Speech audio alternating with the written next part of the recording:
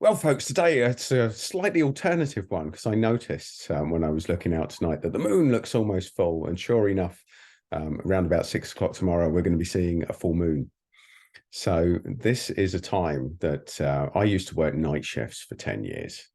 Now, I know to you, it's probably just something you see in scary films, turns werewolves, people into werewolves, and all sorts of Halloween sort of stuff usually happens a full moon.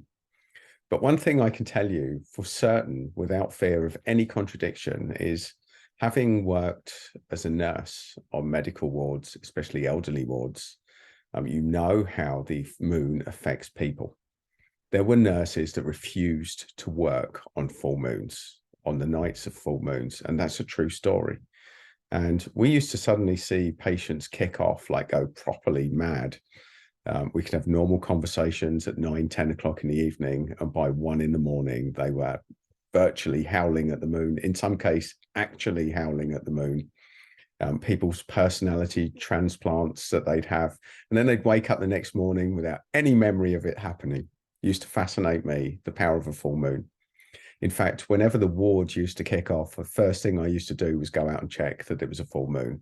So if you doubt the power or the energy of a full moon, then I would suggest speak to a nurse that does night shifts, or go on one of these wards yourself if they'll let you, and watch it for yourself, because it really is truly unbelievable. But apart from that, apparently it's a great time to set new energy, to start new things, to get things going. So I'm going to plant a seed for you that this full moon could be the start of something wonderful for you. So, like sowing the seeds, folks, it's a good time to make that intention, to start something rolling, and to see where it leads.